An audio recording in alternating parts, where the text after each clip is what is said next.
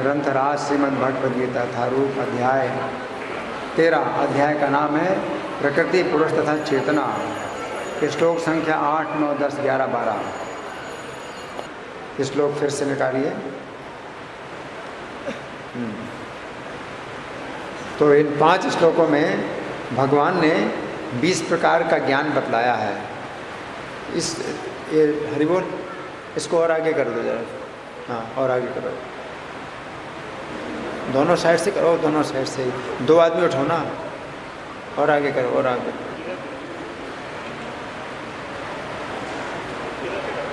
इस इधर करो, ऐसे करो, इधर करो, बस ठीक है।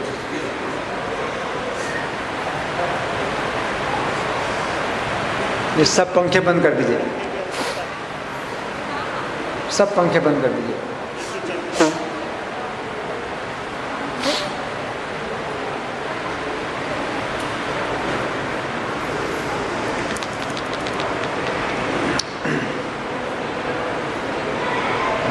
सब पंखे बंद कर दीजिए। तो इन 5 श्लोकों में भगवान ने 20 प्रकार का ज्ञान बतलाया है।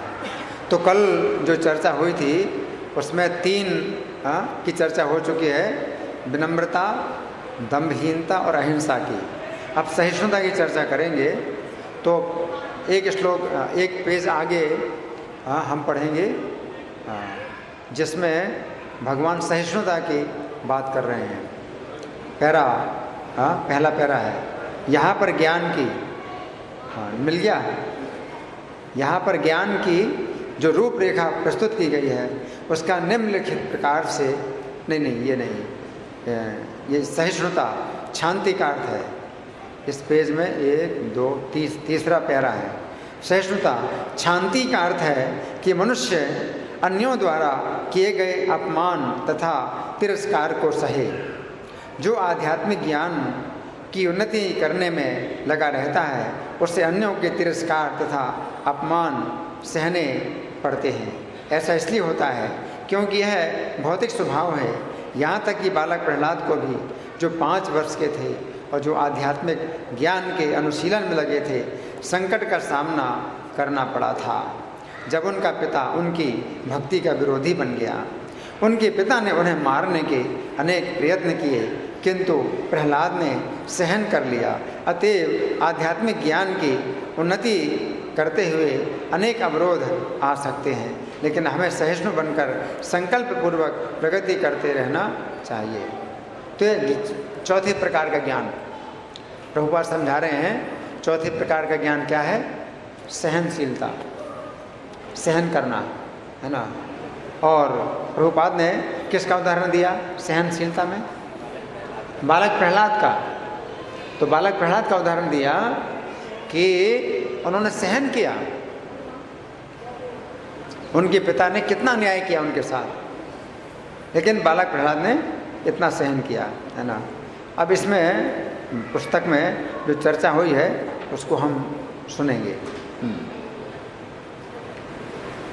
तो इस श्लोक में 4थी शिक्षा के अनुसार शब्द है शांति ज्ञानम इति प्रोक्तम अज्ञानम यत् अतः अन्यथा। अर्थात सहिष्णुता ही ज्ञान है, इसके विपरीत जो कुछ है अर्थात असहिष्णुता अज्ञान है। अगर आप सहन नहीं कर पाते हैं किसी संकट को तो आप अज्ञान में हैं। सहन ना करना अज्ञान है, दोनों बातें हैं। ज्ञान और अज्ञान दोनों को समझना। अगर आप सहन करते हैं संकटों को, कठिनाइयों को, तो ज्ञान है। अगर आप नहीं सहन करते हैं तो अज्ञान है ना। यहाँ पर श्री कृष्ण कह रहे हैं कि श्री कृष्ण के संदेश का प्रचार करने में जो भी तिरस्कार प्राप्त होता है उसे सहन करना ही ज्ञान है। चैतन्य भागवत के मध्य खंड के अंतर्गत अध्याय संख्या 13 में वर्णन आता है कि जिस समय श्री चैतन्य ने श्रील हरिदास तथा श्री नित्यानंद प्रभु को आज्ञा दी कि वे दोनों घर घर जाकर हरि नाम का प्रचार करें। उस समय वे दोनों जने घर घर घूमते हुए यही भिक्षा मांगने लगे कि भाइयों श्री कृष्ण का नाम बोलो। उस समय जो सज्जन होते थे वे तो बड़ा सुख पाते थे, परंतु अन्य लोग कहते थे अरे तुम तो मंत्र दोष से पागल हुए सो हुए, हम सबको भी पागल करने आए हो क्या। देखो नित्यानंद प्रभु और हरिदास ठाकुर भगवान चैतन्य की आज्ञा से हरि नाम का प्रचार कर रहे हैं, घर घर जा रहे हैं और भिक्षा मांग रहे हैं। क्या भिक्षा मांग रहे हैं? कि आप लोग हरि नाम लीजिए, है ना, ये आज्ञा मांग रहे हैं, ये भिक्षा मांग रहे हैं। तो जो सामान्य लोग थे तो प्रसन्न होते थे, लेकिन कुछ दूसरे प्रकार के लोग थे उल्टे स्वभाव के, वो क्या बोलते थे? वो तो हम भिक्षा मांग रहे थे कि आप हरि नाम लीजिए, यही हमारी भिक्षा है। ये उल्टे स्वभाव के लोग क्या बोलते थे उनको? तुम तो पागल हो, हमको भी पागल करना चाहते हो, इस तरह से बोलते थे।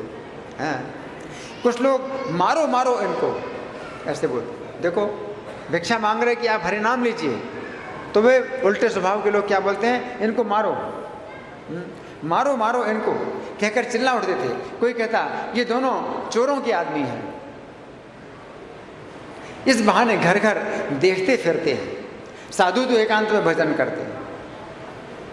अब जो साधु एकांत में भजन करता है उससे ये बहुत गुना आगे हैं कि जो घर घर में नाम का प्रचार कर रहे हैं।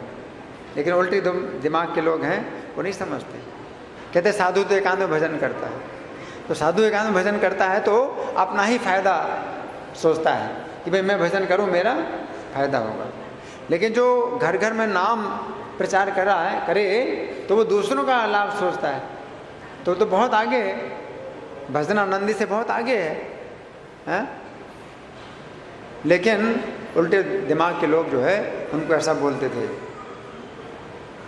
साधु तो एकांत में भजन करते हैं, वे घर घर जाकर उपदेश नहीं करते हैं। अवश्य ही ये दोनों पाखंडी हैं। क्या बोल रहे हैं इनको? अवश्य ही ये दोनों पाखंडी हैं, अतः आपकी बार आएंगे तो दीवान के हवाले कर दूंगा, ऐसा बोल रहे हैं। इस प्रकार वे दोनों ऐसे तिरस्कारों को सहन करते हैं। क्यों? क्योंकि भगवान को प्रसन्न करने के लिए सहन करना है। तो भगवान ने आज्ञा दी कि घर घर में जाकर हरि नाम बांटो, और हरि नाम दे रहे हैं, है ना, लोग तिरस्कार कर रहे हैं। तो यहाँ पर श्री कृष्ण कह रहे हैं कि प्रचार कार्य में प्राप्त होने वाले तिरस्कार को सहन करना ही ज्ञान है, और इसके विपरीत तिरस्कार होने के कारण प्रचार कार्य बंद कर देना ही अज्ञान है। तो अगर हम प्रचार कार्य बंद कर दें तो अज्ञान है। अब पांचवा, सरलता पांचवें प्रकार का ज्ञान है। तो इसमें हम पढ़ेंगे प्रभुपाद के तात्पर्य में क्या लिखा है। सरलता, आर्जवम का अर्थ है कि बिना किसी कूटनीति के मनुष्य इतना सरल हो कि अपने शत्रु तक से वास्तविक सत्य का उद्घाटन कर सके। इतना सरल कि शत्रु से भी जो है कोई छिपाना नहीं, इतना सरल है ना। तो इसमें इस पुस्तक में जो चर्चा हुई है इसको सुनने बड़े ध्यान से। इन श्लोकों की पांचवी शिक्षा के अनुसार शब्द हैं आर्जवम ज्ञानम इति प्रोक्तम अज्ञानम यत् अतः अन्यथा, अर्थात सरलता ही ज्ञान है तथा इसके विपरीत जो कुछ है अर्थात कुटिलता अज्ञान है। सरलता का उल्टा क्या है? कुटिलता। तो कुटिलता अज्ञान है। ये समझने की बात है कि सरल होने का अर्थ है कि हमारे हृदय में जैसी अनुभूति हो रही है उसे उसी प्रकार प्रकट करना चाहिए। सरलता का मतलब अपने दिल में जो कुछ लग रहा है वो प्रकट करना। यहाँ पर हम देखते हैं कि अर्जुन अत्यंत सरल है। अर्जुन कैसे हैं? बहुत सरल है। वे श्री कृष्ण से कुछ भी नहीं छिपाते हैं। जिस समय वे युद्ध करने के लिए तैयार थे उस समय उन्होंने श्री कृष्ण से कहा कि उनके रथ को श्री कृष्ण दोनों सेनाओं के मध्य में खड़ा करें। परंतु जिस समय उन्हें मोह उत्पन्न हुआ उस समय उन्होंने श्री कृष्ण के सामने अपने मोह का वर्णन यथारूप में किया। अर्जुन के अंदर कुछ भी छिपाव नहीं, सरलता। जब उनको युद्ध में सहायता तो कृष्ण से कहा कि आप मेरे रथ को दोनों सेनाओं के बीच में खड़ा करिए, मैं युद्ध में देखना चाहता हूँ कि कौन कौन लोग शत्रु के पक्ष में हैं। लेकिन जब शत्रु के पक्ष में देखा, अपने पक्ष में देखा, दोनों पक्षों में देखा कि अपने ही संबंधी हैं, तो जो मोह उत्पन्न हुआ तो अर्जुन ने सब कुछ सरलता पूर्वक बताया कृष्ण को कि अब मुझे ऐसा लग रहा है। आपने मोह का भी वर्णन कर दिया। ऐसा नहीं था कि अर्जुन कुटिलता पूर्वक कहते कि हाँ मैं युद्ध के लिए तैयार हूँ, परंतु युद्ध के अवसर पर चुपचाप खिसक जाते। ऐसे भी होते हैं ना लोग, हाँ जी बोलेंगे हर बात में, हाँ जी हैं, और जब काम का समय होता है तो खिसक जाते है ना। तो ये सरलता नहीं है, ये क्या है? कुटिलता, अज्ञान। कुटिलता अज्ञान है और सरलता ज्ञान। अर्जुन को जो है सरलता के कारण ही गीता का ज्ञान प्राप्त हुआ। क्या? सरलता के कारण ही गीता का ज्ञान प्राप्त हुआ, क्योंकि अर्जुन ने सरलता से अपने दिल का जो विचार है प्रकट कर दिया।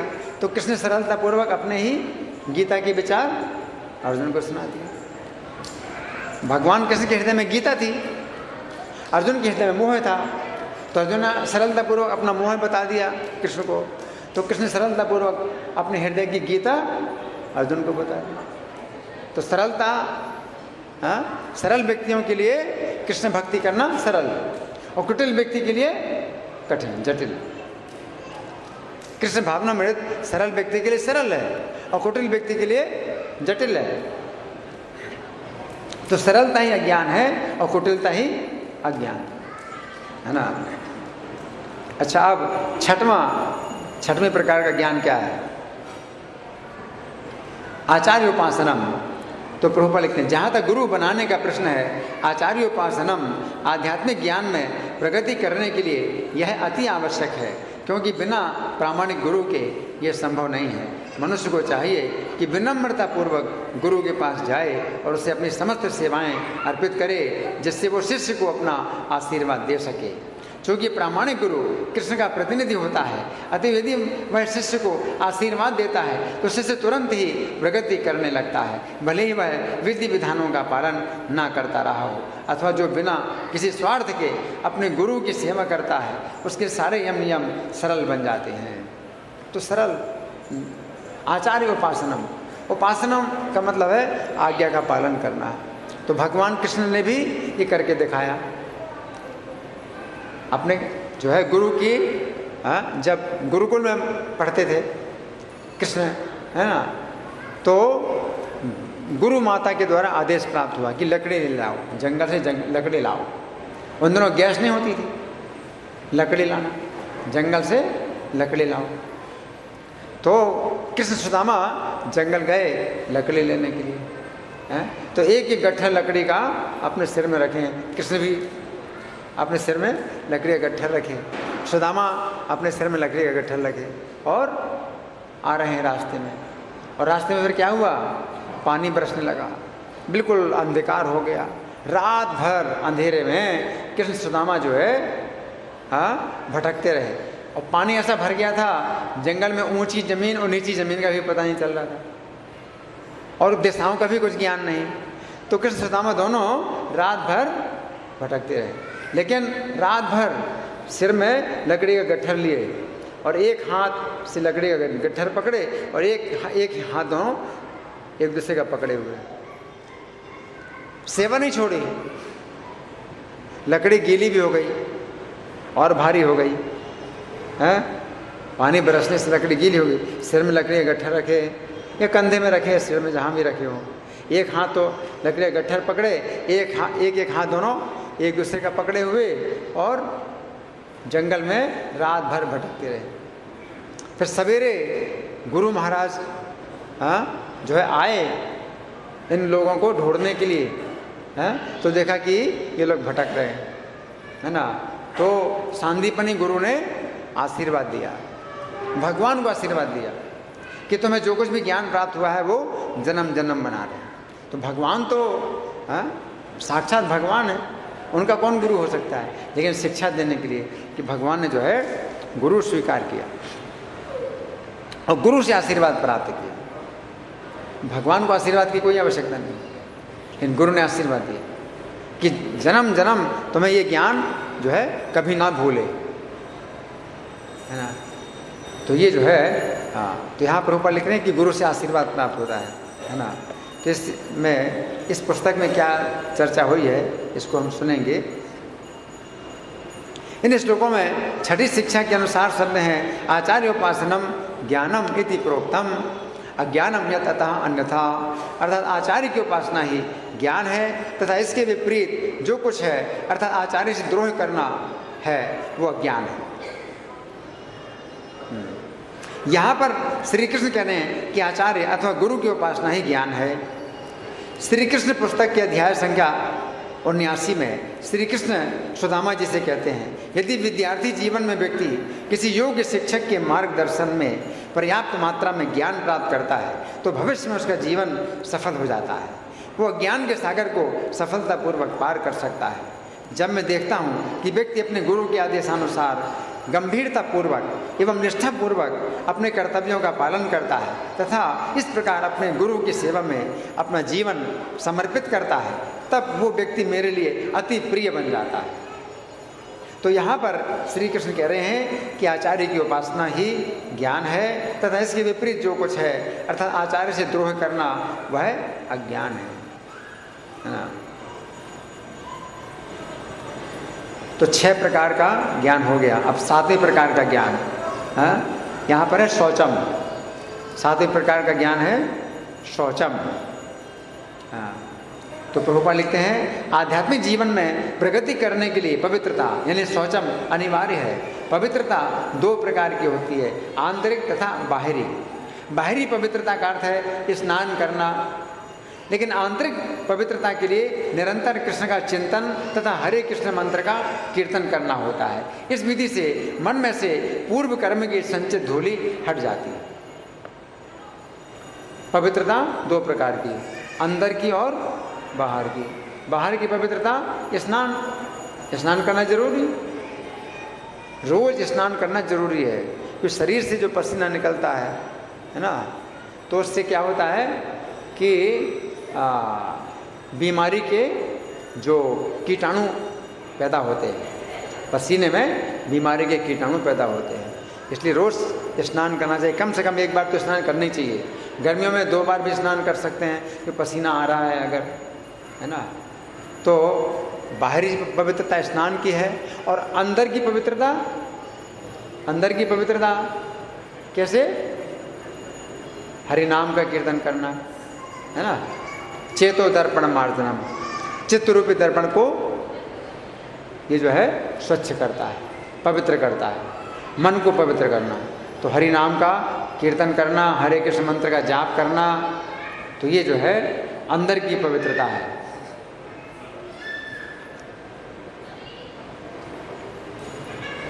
तो अभी कितने हो गए? 7 प्रकार का ज्ञान हो गया। अब 8वें प्रकार का नहीं, हाँ इसी में है। अब जो इस पुस्तक में जो लिखा है उसको पढ़ेंगे। इन श्लोकों में 7वीं शिक्षा के अनुसार शब्द हैं शौचम ज्ञानम इति प्रोक्तम अज्ञानम यत् अतः अन्यथा, अर्थात पवित्रता ही ज्ञान है तथा इसकी विपरीत जो कुछ है अर्थात अपवित्रता है वह ज्ञान है। यहाँ पर श्री कृष्ण कह रहे हैं कि पवित्रता ही ज्ञान है। गीता 16:7 में श्री कृष्ण कहते हैं कि असुरों में पवित्रता नहीं होती है। पवित्रता किन में नहीं होती? असुरों में पवित्रता नहीं होती है। उक्त श्लोक के तात्पर्य में श्रील प्रभुपाद लिखते हैं असुर गण ना तो बाहर से ना भीतर से ही स्वच्छ होते हैं। व्यक्ति को चाहिए कि स्नान करके, दंत मंजन करके, बाल बनाकर, वस्त्र बदलकर शरीर को स्वच्छ रखे। जहाँ तक आंतरिक स्वच्छता की बात है, व्यक्ति को चाहिए कि वो सदैव ईश्वर के पवित्र नामों का स्मरण करे और हरे कृष्ण महामंत्र का कीर्तन करे। असुरगण बाहरी और आंतरिक पवित्रता के नियमों को ना तो चाहते हैं ना इनका पालन ही करते हैं। तो यहाँ पर श्री कृष्ण कह रहे हैं कि पवित्रता ही ज्ञान है और इसके विपरीत जो कुछ है अर्थात अपवित्रता वो अज्ञान है। तो कितने हो गए? 7 हो गए। हाँ 7 हो गए। अब 8वां है स्थैर्यम। स्थैर्यम यानी दृढ़ता। स्थैर्यम दृढ़ता का अर्थ है आध्यात्मिक जीवन में उन्नति करने के लिए मनुष्य दृढ़ संकल्प हो। ऐसे संकल्प के बिना मनुष्य ठोस प्रगति नहीं कर सकता है। तो ये जो है प्रभुपाद ने लिखा। अब इसमें पुस्तक में हम पढ़ेंगे कि इसमें क्या लिखा है। इन श्लोकों में 8वीं शिक्षा के अनुसार शब्द है स्थैर्यम ज्ञानम इति प्रोक्तम अज्ञानम यततः अन्यथा। अर्थात स्थिरता ही ज्ञान है और उसके विपरीत जो कुछ है अर्थात अस्थिरता है वह ज्ञान है। यहाँ पर श्री कृष्ण कह रहे हैं कि स्थिरता ही ज्ञान है। भागवत के 10वें स्कंद के अंतर्गत अध्याय संख्या 56 में वर्णन आता है कि जिसमें सत्रजित की समंतक मणि खो गई। समंतक मणि खो गई किसकी? सत्रजित की। उस समय उसने द्वारका वासियों के कानों में ये बात फैलाई कि श्री कृष्ण ने उस मणि को चुरा लिया है। उसने ये बात फैला दी कि श्री कृष्ण ने मणि को चुरा लिया है।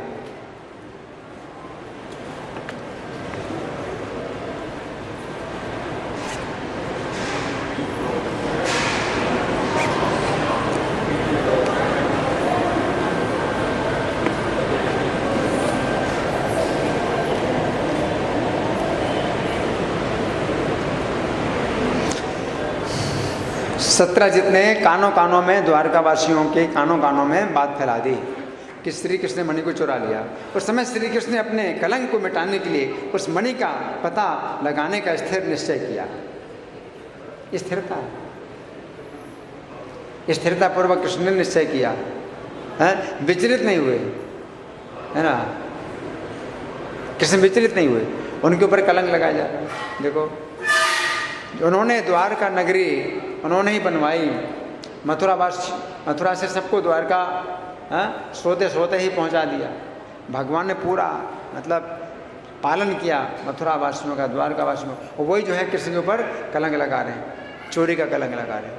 तो भी कृष्ण कितने स्थिर हैं, उन्होंने निश्चय किया कि मणि का पता लगाया जाए। इस कार्य में अनेक बाधाएं आई। उस मणि का पता लगाने के लिए श्री कृष्ण एक ऐसी गुफा में प्रविष्ट हुए जिसमें घना अंधकार था, अन्य कोई भी प्रवेश नहीं कर सकता था। अंत में श्री कृष्ण ने अपनी स्थिरता के गुण के द्वारा मणि को प्राप्त कर ही लिया और इस प्रकार अपने ऊपर चोरी का जो कलंक लगा था उस कलंक को मिटाया। ये स्थिरता कहलाती। सब कठिनाइयों को जो है स्थिरता पूर्वक सहन किया और चोरी का कलंक मिटाया। और जो स्थिरता नहीं होता जिसके अंदर, तो वो जो है मारपीट करने के लिए तैयार हो जाएगा कि मेरे ऊपर तुमने कैसे कलंक लगाया, क्या सबूत है तुम्हारे ऊपर, तुम्हारे पास, कि मुझे तुम चोर बना रहे हो, है ना। कृष्ण के अंदर स्थिरता थी, है ना। तो यहाँ पर श्री कृष्ण कह रहे हैं कि स्थिरता ही ज्ञान है, इसके विपरीत जो कुछ है अर्थात संकल्प का ढीलापन अज्ञान है ना। तो ये हो गए 8। अब 9वां प्रभुपाद लिखते हैं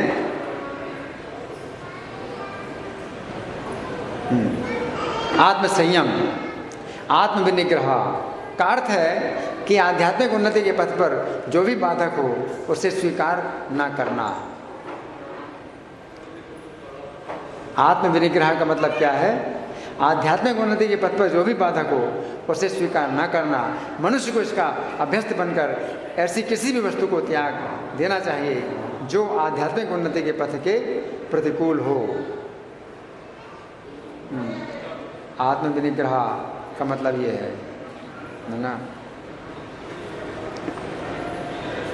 शौचम स्थैर्यम आत्मविनिग्रह। आत्मविनिग्रह का प्रभुपाद ने यही अर्थ लिखा है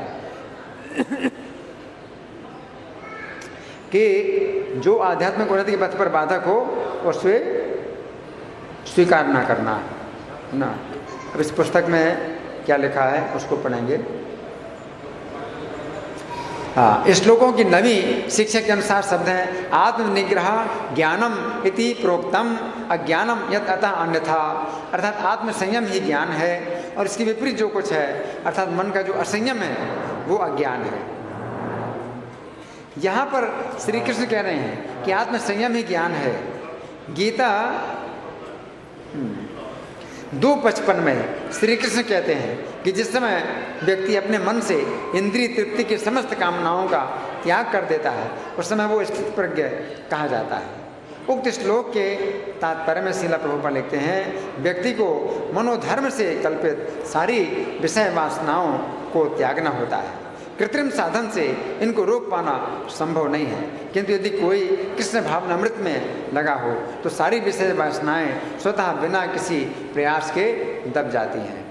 ऐसी आध्यात्मिक पुरुष के पास भौतिकता से उत्पन्न एक भी विषय वासना भटक नहीं पाती। वो अपने को भगवान का सेवक मानते हुए सहज रूप में सदैव प्रसन्न रहता है। आत्मसंयम है ना, तो आत्मसंयम का मतलब है कि विषय वासनाओं से व्यक्ति बिल्कुल मुक्त रहे। तो ये आत्मसंयम कितना हो गया?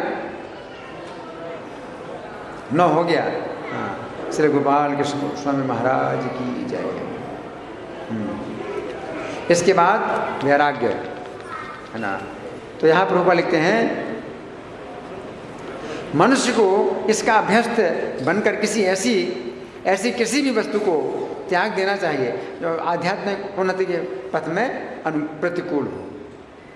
जो आध्यात्मिक उन्नति में विरोधी है, बाधक है, उसका त्याग करना। तो ये क्या है? वैराग्य है ना। ये असली वैराग्य है। प्रभुपाद लिख रहे हैं क्या असली वैराग्य है? असली वैराग्य क्या है? आध्यात्मिक भजन में जो चीज़ बाधा डाले उसका त्याग कर दें, ये असली वैराग्य है। हाँ, असली वैराग्य है।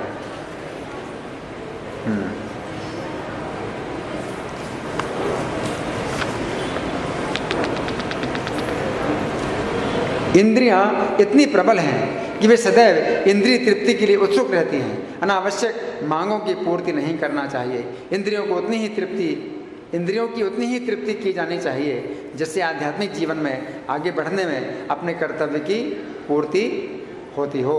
सबसे महत्वपूर्ण किंतु बस में न आने वाली इंद्रिय जीव है। यदि जीव पर संयम कर लिया गया तो समझो अन्य सारी इंद्रियां वशीभूत हो गईं। वैराग्यम, हाँ, ये वैराग्य का ही विषय चल रहा है ना।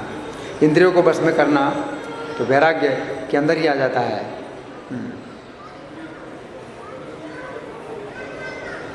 जीव का कार्य है स्वाद ग्रहण करना तथा उच्चारण करना।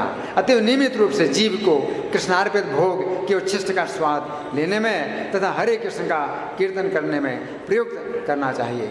जहाँ तक नेत्रों का संबंध है उन्हें कृष्ण के सुंदर रूप के अतिरिक्त अन्य कुछ नहीं देखने देना चाहिए। यही वैराग्य है। वैराग्य का मतलब है इंद्रियार्थेषु वैराग्यम, इंद्रियों के विषय में वैराग्य। तो विरक्ति का अभ्यास करना चाहिए है।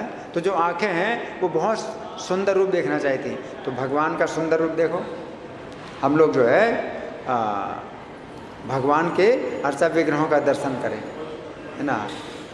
और जो दूसरे सुंदर जो रूप हैं तो उनको देखने के बजाय भगवान के अर्चा विग्रहों का दर्शन करना चाहिए।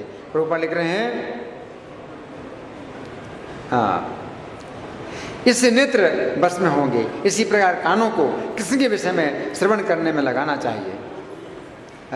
आपकी सुनने की बहुत इच्छा है तो सवेरे शाम रोज क्या होता है? प्रवचन होता है। तो भागवत का प्रवचन सवेरे होता है, गीता का प्रवचन शाम को होता है। तो सुनो, भागवत का प्रवचन सुनो, गीता का प्रवचन सुनो, और कोई पैसा भी नहीं लगता। बिना पैसे के आपको भागवत का प्रवचन सुनाया जाता है, बिना पैसे के गीता का प्रवचन सुनाया जाता है, तो सुनो। और बाकी समय हरे कृष्ण मंत्र सुनो, तो आपके जो है कानों की जो पूर्ति है वो इस प्रकार से हो जाएगी। और नाक को कृष्णार्पित फूलों को सूंघने में लगाना चाहिए। आपकी सूंघने की इच्छा है तो भगवान को अर्पित किए फूल हैं, उनको जो है आप सूंघिए। अपने घर में भी जो है भगवान का चित्र रखा है कुछ, तो उसमें कुछ फूल चढ़ाओ, फूल लेके चढ़ाओ भगवान को। और भगवान को जब अर्पित हो जाए तो फिर उनका जो है जो प्रसादी फूल है उसको आप सूंघो, प्रसादी माला सूंघो, है ना। तो ये जो है सूंघने की इच्छा है वो पूरी करना चाहिए। ये भक्ति की विधि है। और यहाँ ये समझना होगा कि भगवत गीता केवल भक्ति के विज्ञान का प्रतिपादन करती है। भक्ति ही प्रमुख एवं एकमात्र लक्ष्य है। भगवत गीता के बुद्धिहीन भाष्यकार पाठक के ध्यान को अन्य विषयों की ओर मोड़ना चाहते हैं, लेकिन भगवत गीता में भक्ति के अतिरिक्त अन्य कोई भी विषय नहीं है। तो वैराग्य का अर्थ यही समझें कि जो चीज़ें भक्ति के विरोधी हैं उनका हमें त्याग करना है। वैराग्य का ये मतलब है ना। अब इस पुस्तक में जो चर्चा हुई है वैराग्य की, उसको हम सुनेंगे। इन श्लोकों में 10वीं शिक्षा के अनुसार शब्द हैं इंद्रियार्थेषु वैराग्यम, ज्ञानम इति प्रोक्तम, अज्ञानम यत् ततः अन्यथा। अर्थात इंद्रिय विषयों से वैराग्य ही ज्ञान है तथा इसके विपरीत जो कुछ है अर्थात विषयों में आसक्ति है वह ज्ञान है। यहाँ पर श्री कृष्ण कह रहे हैं कि इंद्रियों के विषयों से विरक्ति ही ज्ञान है। भागवत 1-2-10 में कहा गया है कि हमें उतनी ही कामना करनी चाहिए जिससे हमारे जीवन की रक्षा हो। कामना का उद्देश्य इंद्रिय तृप्ति नहीं होना चाहिए तथा हमारे जीवन का उद्देश्य तत्व जिज्ञासा होनी चाहिए। विषयों का उतना ही उपभोग करो जिससे जीवन की रक्षा हो।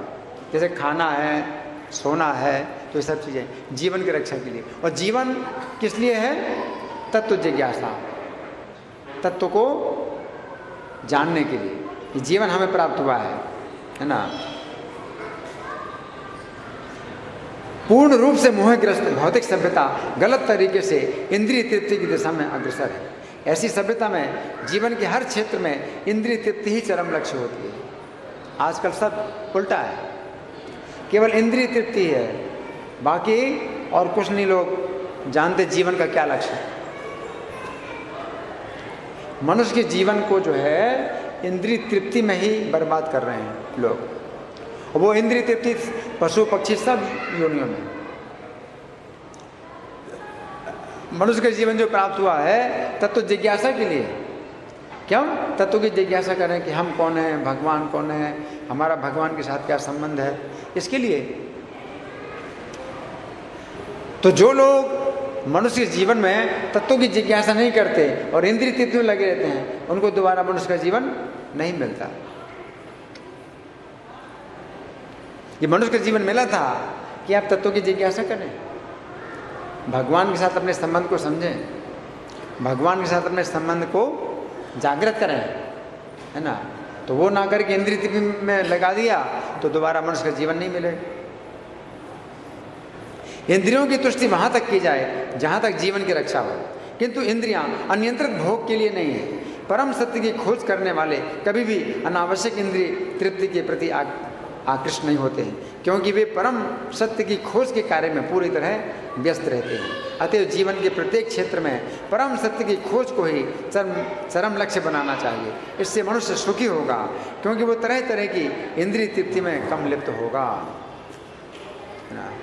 तो अभी 10 प्रकार का ज्ञान हो गया। अब 11वें प्रकार का ज्ञान क्या है वो हम पढ़ेंगे। 11वें प्रकार का ज्ञान है मिथ्या अहंकार। मिथ्या अहंकार का अर्थ है इस शरीर को आत्मा मानना।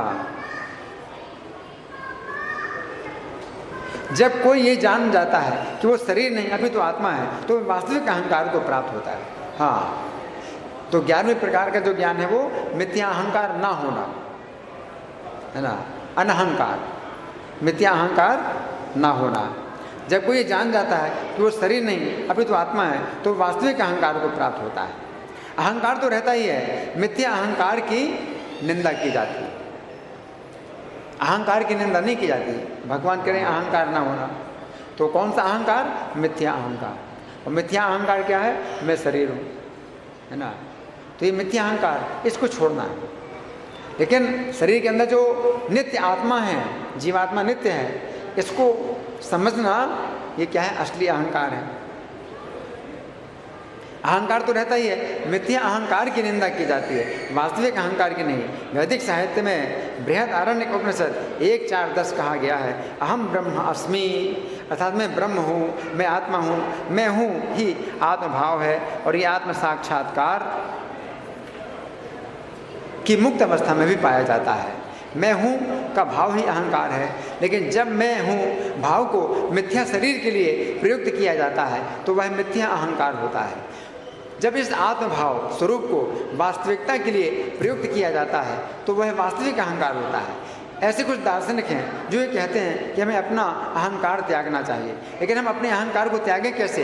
क्योंकि अहंकार का अर्थ है स्वरूप, लेकिन हमें मिथ्या देहात्म बुद्धि का त्याग करना ही होगा, है ना। बहुत बढ़िया प्रभुपाद समझा रहे हैं, है ना। तो इस पुस्तक में जो लिखा है उसको हम समझेंगे। इन श्लोकों में 11वीं शिक्षा के अनुसार शब्द हैं अनहंकार ज्ञानम इति प्रोक्तम अज्ञानम यत अतः अन्यथा, अर्थात अहंकार का भाव ही ज्ञान है तथा इसके विपरीत जो कुछ है अर्थात अहंकार है वह ज्ञान है। गीता 2:12 में श्री कृष्ण कहते हैं कि न तो ऐसा है कि श्री कृष्ण कभी नहीं थे, न ही ऐसा है कि अर्जुन कभी नहीं थे, तथा न ही ऐसा है हम सभी कभी नहीं थे, और न ही ऐसा है कि भविष्य में हम सभी नहीं रहेंगे। शरीर तो नहीं था, ये हम थे। हमारा शरीर नहीं था पहले, ये हम थे। कभी ऐसा समय नहीं था जो हम नहीं थे, लेकिन शरीर तो नहीं था। शरीर तो कितने हैं, शरीर बदल चुके हैं, और ना कभी आगे ऐसा समय होगा कि हम सब नहीं रहेंगे। तो ये क्या है? असली अहंकार, है ना, अहम। श्री कृष्ण की इस बात से पता चलता है कि प्रत्येक जीव का अपना एक शाश्वत व्यक्तित्व है जो कभी भी समाप्त नहीं होता है। उसी अहम को वेदों ने कहा है अहम ब्रह्म अस्मि, अर्थात मैं आध्यात्मिक तत्व हूँ। आज की शिक्षा इसी ज्ञान पर आधारित है कि हम सभी शरीर हैं। पूरी शिक्षा इसी अज्ञान पर आधारित है। क्या हम शरीर हैं? क्या इस शरीर के साथ ही हम पैदा हुए और शरीर के साथ हम खत्म हो जाएंगे? जब शरीर खत्म होगा तो हम भी खत्म हो जाएंगे, सब कुछ खत्म हो जाएगा। ये क्या है? अज्ञान, है ना। शरीर के अंदर आत्मा जैसी शाश्वत वस्तु है ही नहीं। आज की शिक्षा में क्या है? नहीं मानते। शरीर के अंदर आत्मा जैसी शाश्वत वस्तु है ही नहीं। इसीलिए श्रील प्रभुपाद कहा करते थे कि आधुनिक शिक्षा मनुष्यों को पशु बना रही है। ये क्या है? पशु नहीं समझता, है ना। जिस समय व्यक्ति ये समझ जाता है कि मैं शरीर नहीं हूँ बल्कि शरीर से बंधा हुआ शाश्वत जीव हूँ, तथा मैं कर्म बंधन में बंधा हुआ बार बार शरीर बदलता हूँ, तथा शरीर के कारण जन्म तथा मृत्यु के असीमित कष्टों को बार बार प्राप्त कर रहा हूँ, उस समय व्यक्ति प्रश्न करता है कि मैं किस उपाय से अपने आप को कर्म बंधन से छुड़ाऊँ। तो यहाँ पर श्री कृष्ण कह रहे हैं अपने को शरीर ना मानना ही ज्ञान है, तथा इसके विपरीत अपने को शरीर मानना ही अज्ञान है। अहंकार का मतलब अपने को शरीर मानना, है ना। तो 11 प्रकार के ज्ञानों की चर्चा अभी तक हो चुकी है। तो अब हमारे पास कुछ समय है आप लोगों के साथ चर्चा करने के लिए। कोई प्रश्न है या कोई? हाँ जी। इंद्रियों का क्या मतलब, कौन बताएगा? इनका प्रश्न है इंद्रियों का क्या अर्थ है? इंद्रियों का क्या अर्थ है? इंद्रियां? हाँ जी।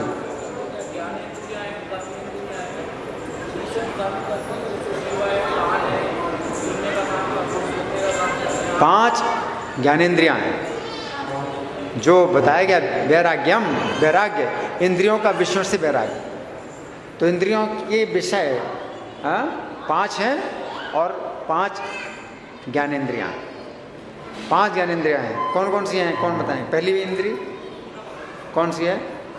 कान, ठीक है। कान से आप क्या सुनते हैं? शब्द। तो इंद्रिय का विषय शब्द है। कान इंद्रिय का विषय शब्द आप सुनते हैं। तो आपकी इच्छा होती है बहुत बढ़िया संगीत सुने, म्यूजिक सुने, या फिल्मी गाने लोग सुनते हैं कानों से। लेकिन वैराग्यम का अर्थ क्या है कि कृष्ण के भजन सुनो, हरे कृष्ण मंत्र सुनो, गीता पर प्रवचन सुनो, भागवत पर प्रवचन सुनो। तो ये पहली इंद्रिय है, कान। फिर दूसरी इंद्रिय क्या है? आँख। उसका विषय क्या है? रूप, है ना। तो आंखों की बड़ी इच्छा होती है सुंदर सुंदर रूप देखना। हाँ, तो हमें क्या देखना चाहिए? भगवान के अर्चा विग्रहों का दर्शन करना चाहिए। फिर तीसरी इंद्री कौन सी है? स्पर्श, छूने की ना, स्पर्श इंद्री है। स्पर्श इंद्री में क्या है कि जैसे बढ़िया तकिया, बढ़िया गद्दा अच्छा लगता है ना, स्पर्श। गर्मियों में स्पर्श, हाँ, बढ़िया ठंडी हवा लगे। जाड़ों में स्पर्श, गरम गरम कपड़ा पहन लिया, अच्छा लगता है, स्पर्श। स्पर्श इंद्री, स्पर्श इंद्री का हमें इस्तेमाल करना चाहिए भगवान के चरणों की धूल का स्पर्श करना, भगवान के चरणों में प्रणाम करना, वो भी स्पर्श है ना। भक्तों का स्पर्श करना, स्पर्श इंद्रिय। कितनी हो गई? 3। चौथी इंद्रिय जिह्वा, जिससे क्या उसका विषय क्या है? स्वाद, रस। तो जीव जो है बढ़िया रस, हाँ, कई प्रकार के व्यंजन, नमकीन है, मिठाई है, बहुत कुछ जो है खाने की इच्छा होती है ना। 6 प्रकार के रस है ना, खाने की इच्छा होती है। लेकिन वैराग्यम का क्या अर्थ है? कि जो भगवान को भोग लग चुका है वही खाना, और जब तक भगवान को भोग नहीं लगा खाने की इच्छा नहीं करना। ये क्या हो गया? वैराग्य। अगर भोग नहीं लगा है तो आप देखते भी हो तो भी इच्छा खाने की नहीं करना है। भगवान को भोग नहीं लगा है, नहीं, वैराग्य। जब भोग लग चुका है प्रसाद के रूप में तो फिर ग्रहण करें। तो ये है। और 4 हो गई, 5वीं कौन सी है? नाक, नासिका, सूंघना। तो आपकी सूंघने की इच्छा होती है ना। कई प्रकार के सेंट लोग खरीदते हैं, बहुत महंगे महंगे सेंट आते हैं, लोग जो है सूंघना चाहते हैं, है ना। लेकिन हमें क्या करना चाहिए? भगवान को अर्पित करके, जो सेंट है वो भी भगवान को अर्पित करके हमें मिलता है। नरसिंह आरती के समय हम लोग सूंघते हैं, और फूल की माला है तो वो भी सूंघते हैं। घृणम च तत्पाद सरोज सौरभे, उनके चरणों में चढ़े हुए फूलों की सुगंध को सूंघने में अपनी नासिका का प्रयोग करना। तो इस प्रकार से इंद्रियां, हमारी 5 इंद्रियां हैं, ठीक है। और कोई प्रश्न है या कोई चर्चा? एक सेकेंड। है क्रोध इंद्रिय नहीं है, वो क्रोध वेग है, मन का वेग, वो अलग चीज है। क्रोध अलग चीज है, इंद्रियां अलग है, ठीक है। और कोई? मैं प्रश्न करूं? ठीक है, मैं प्रश्न करूंगा। तो इसमें जो बताया गया था सहिष्णुता, सहन करना, है ना। तो सहन करने का उदाहरण प्रभुपाद ने कौन सा दिया? प्रहलाद महाराज का। प्रहलाद महाराज ने क्या सहन किया? कौन बताएगा?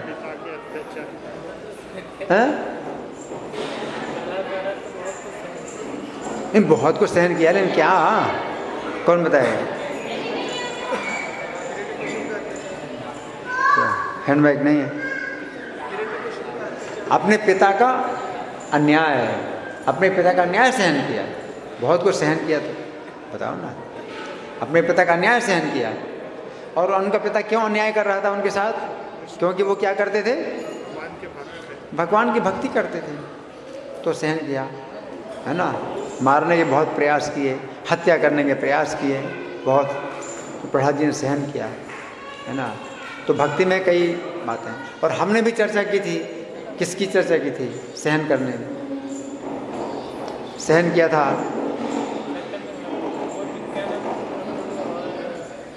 हरिदास ठाकुर, हाँ, हरिदास और नित्यानंद, है ना।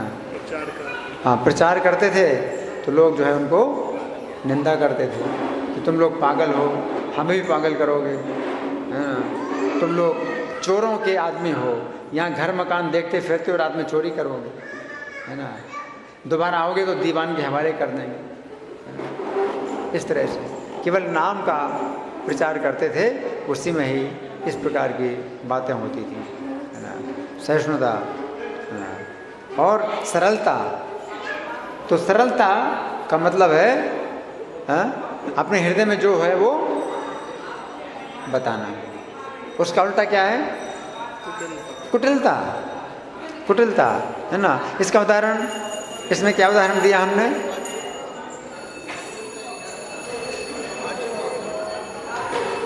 और कोई क्या उदाहरण दिया हमने सरलता का?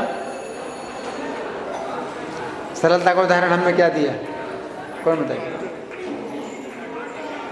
अर्जुन ने भगवान कृष्ण को सारी बातें बताई। जब युद्ध के लिए तैयार थे तो कहा मेरा युद्ध दोनों सेनाओं के बीच में खड़ा करेंगे। लेकिन जब देखा अपने